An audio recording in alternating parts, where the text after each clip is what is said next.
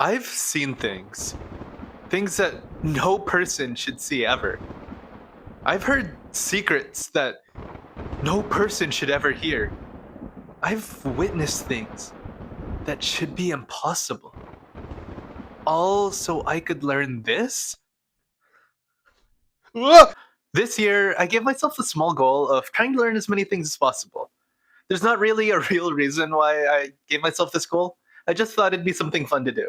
Anyway, to start the year, I was looking for something to learn, and I thought there's no better way to start the year than by learning something magical. It's learning a magic trick. I really hope that was clear. It was clear in the script when I wrote it, but you know what? Never mind. On to the intro. Now, I'm sure most of you are familiar with what a magic trick is. You've probably seen one or two while scrolling or watching YouTube late at night with no end in sight. And while watching, I'm sure you've come across a magic trick or two.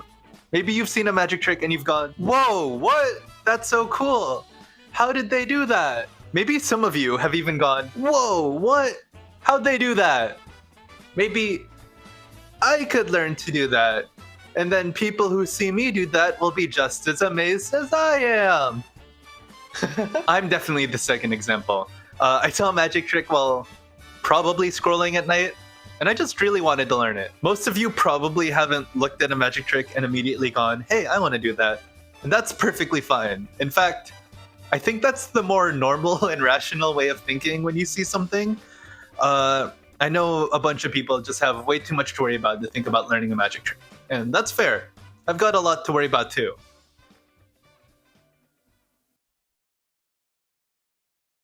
I know! I don't know. I thought picking a magic trick and trying it out could be really fun. I mean, even if I fail, it'll be entertaining, right? Right? Is this a mistake? Now, there's a lot of magic tricks out there that someone could try to learn and do, but I think the most common type, and the type you probably think of when you hear magic trick, is a card trick. And that's the type of trick that I wanted to learn. I really like using cards. I carry a deck of cards around sometimes just if I want to play with friends. And I don't really know why, but I think card tricks just look the coolest. Now, I know I said I like to play card games, and that's true, I promise. But liking to play card games doesn't necessarily mean I'm good with handling cards. I can do the basic shuffle that everyone knows. I can also do the little bridge thing after. I mean, kind of, it's not really that good. Oh, and I also know how to cut a deck. I played a lot of TCGs in my day, and I know how to cut a deck. But that's really all I can do with a deck of cards, and magic tricks require a lot more. There was a lot more technique and manipulation that went into learning a magic trick than I first thought. I mean, of course, I knew there was technique and manipulation involved, but what some of these magicians can pull off is genuinely impressive. I was basically trying to learn a whole new skill set while trying to learn this trick. Now, before I talk about the trick more and the process of me learning it, I think it's a good time to show you what the trick looks like. Hello! Or would I wave like this? I actually don't know. Okay, this is honestly my first time trying to record this magic trick. I hope this works. So, to do this magic trick, of course you need a deck of cards, and that's pretty much it. Now, oh, please don't drop them. Now, to start off this trick, I'd ask you to pick a card. Any card. Maybe not that one, I didn't mean to drop it. Since we're not in person though, I'm just gonna go ahead and pick this one for you. But normally, if we were together and I was showing this trick to you, you'd be the one who picks this card. Now, I'm gonna close my eyes and show you this card. Yeah, you would be looking at this yourself. I wouldn't be seeing this, but I promise my eyes are closed. Or are they? Now, once you're done looking at your card, maybe showing it to your friends, you'd give it back to me, or in this case, whoever the magician is, and then they'd put it somewhere in the middle of the deck. They'd then give the deck a cut or so, probably shuffle it a few times. And I'm sorry if the movements look really jank. It's kind of hard with a tripod, like, in my face, pretty much. Now that the cards are shuffled, I'm actually going to grab 4 cards from the deck. Now, these aren't just any cards. These are going to be the 4 aces. You can start the trick with them out of the deck, but uh, I don't know. For me, I think it's just more fun if I actually have myself. Oh my god, there's like 4 8s in a row. I think it's more fun if I'm shuffling through the deck for the aces. I don't know, it seems more magical and genuine if I'm doing it like that, but maybe not to everyone. Anyway, I will move the deck a bit to the side, and here are our 4 aces. If you're not familiar with it, we have the ace of hearts, the ace of spades, the ace of diamonds, and lastly, the ace of clubs. Now, these 4 aces are actually going to tell me what suite your card is. Honestly, I think it's easier if I just show it to you than explain how they're going to do that. So again, we have the ace of spades, and then I'm going to flip that over and put that on the bottom. The ace of diamonds. Oh, sorry, the ace of hearts. And then I'm going to flip that around and put it to the bottom. This is the ace of diamonds, and then I'm going to flip that around and put it to the bottom. And lastly but not least, it's the ace of clubs. And then I'm going to flip that and put it to the bottom. Again, that's just 1, 2, 3, and 4 aces. Now let's take this first card, the ace of spades. If I flip it over, and then I put it on the bottom of the deck, if I find that the ace of spades has come back to the top, that tells us that your card probably isn't a spade. Now we're going to do that with the rest of the aces. Let's take the second one, the ace of diamonds. If I grab that top card and I move it to the bottom, if we find that the ace of diamonds has returned to the top, your card's probably not a diamond either. Now at this point there's only 2 aces left, and I'm willing to bet that one of these is going to be your ace. Taking this third card, it's the ace of hearts. Now same thing, take the top card, move it to the bottom, and if we find that the ace of hearts is still on the top, I'm willing to bet that your card isn't a heart. Now if you're good at counting, which I really hope you are, there's only 1 ace left. And if you don't know cards, that's okay. That card is the ace of clubs, is that what it's called? I honestly forgot the name of the suite. So far I have the 3 aces that aren't yours, or aren't the suite that your card is, and the ace of clubs. And I'm pretty sure clubs is the suite of your card. I'm going to go ahead and cut these back into the deck because we don't really need them. Now, this being a club doesn't really tell me much. I mean, if we look through all the cards, we'll know that there's like, what, 12, 13 clubs? And I don't really know. What? Hold on. Why is there a card face down? What?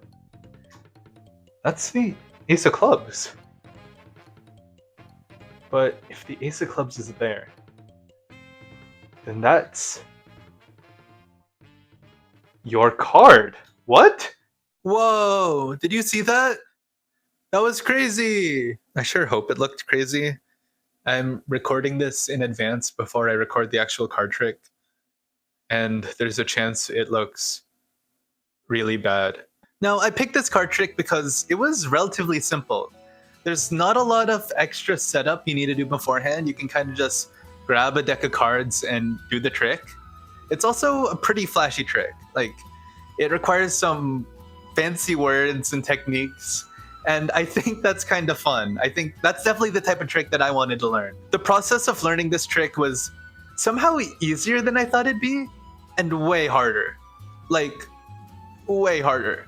Now, I'm not gonna go into too much detail on how the trick works because, you know, a magician never reveals their secrets. But there's like a lot of videos online on how to do this specific trick and a bunch of other ones. So if you want to learn this or any other trick, honestly, I think you should do it. I mean, I was able to learn it, and if I could do that, I'm 100% sure you can too. When I first saw this trick, I was like, huh? Because it looks really cool. And even if you're doing your best to follow along and try and watch what the magician's doing, there's still some parts where I'm pretty sure you're like, huh? But once the curtain was pulled back and I finally learned how the trick was done, it made sense. And this trick is really clever. It's a good trick that looks simple and straightforward once you know how it's done. but it still looks really cool even if you know what's going on. But oh dear viewer, understanding was only half the battle. Actually trying some of the techniques that were needed to pull off this trick were, well, tricky. Is that why they call it a magic trick? Because it's tricky? Never mind. I was learning ways to hold and manipulate cards that I didn't even think were possible. I was grabbing multiple cards, I was learning to tuck some, flip some in certain angles. It was crazy. But you know what they say? Practice makes perfect. And I sure tried. However, after practicing, I got to a pretty good place. At least, I was better at the trick than I thought I'd be. I wish I had more time to practice. Obviously, I think I could have gotten really good with a lot more practice, but I'm busy. I don't have the most time to spend working on a magic trick. Why did I do this? I was also on a pretty tight deadline. When I started learning this trick, I had plans about 2 weeks in advance, and I knew that when I was together with my friends, I'd essentially have like a captive audience to watch me do this trick. So it was kind of my goal to learn this trick and have it mastered by those plans. I practiced the trick whenever I could. A lot of that practice was just me alone on my bed. It might sound sad, but honestly, practicing a trick alone was really nice. It gave me a sense of the flow of the trick.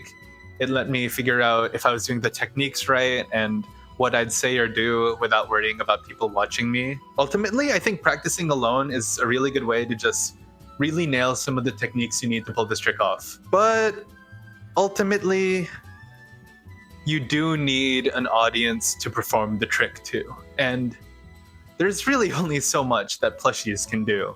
Here, Spike, pick a card. No? What about you, Kirby? Any card, come on. Guys, come on. Who else am I gonna ask to help me with this trick?